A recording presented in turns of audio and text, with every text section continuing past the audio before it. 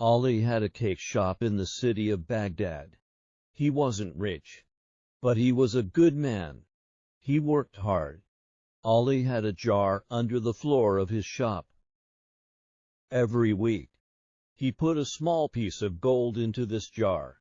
This money was for him when he was old and ill. When Ali was 50 years old, he took out the jar.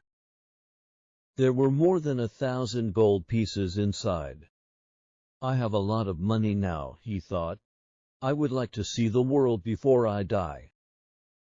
So, Ali sold his shop. But there was one problem. The jar of gold. He couldn't take it with him on the journey. Then he had an idea. He bought some olives and put them in the jar on top of the gold. Then Ali closed the jar and took it to his friend Hussein. Hussein also had a shop. "Please, can I leave this jar of olives with you?" he asked. "Of course," my friend said Hussein. "Leave the jar of olives with me. Put it here in my shop."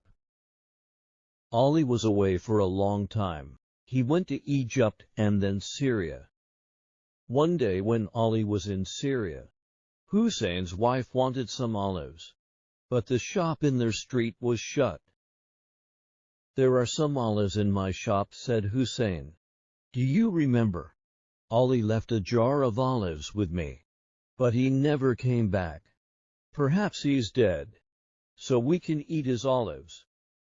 Hussein went to his shop and opened the jar of olives. But the olives at the top were very old and dry. He put his hand down into the jar and pulled out, not an olive, but a piece of gold. Then he pulled out more pieces of gold. Hussein was very surprised. He thought for a long time. In the end, he took the olives out of the jar and threw them away. Then he took the gold out of the jar and put it under the floor of his shop. To his wife he said only, "We can't use those olives. They were too old and dry." Next day he bought new olives. He put them in the jar and closed it. "Perhaps Ali will come back," he thought. "He gave me a jar of olives, so I'll give him back a jar of olives." Some weeks later, Ali came back to Baghdad after 7 years. He went to Hussein and asked for his jar of olives. "Olives," said Hussein. "What olives?" "I left a jar of olives with you. You put it in your shop." "Oh? Yes," said Hussein. "I'm sorry. I forgot.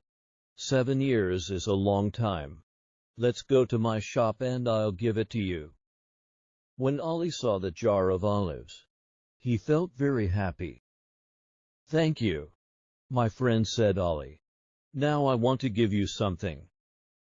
Ali put his hand in the jar and pulled out, not gold pieces, but olives.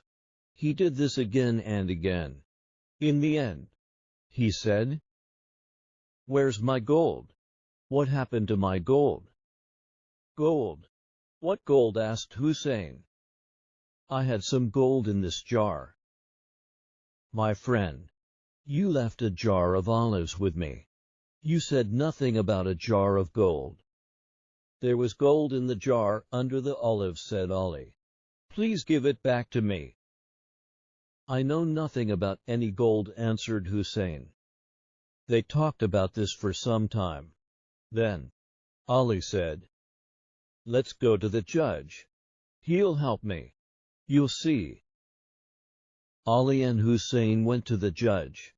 The judge asked Ali, "Did anybody see the gold in the jar?" "No," answered Ali. "Did you tell anybody about the gold in the jar?" "No." "What did you say to Hussein? What was in the jar?" "Olives," Ali answered.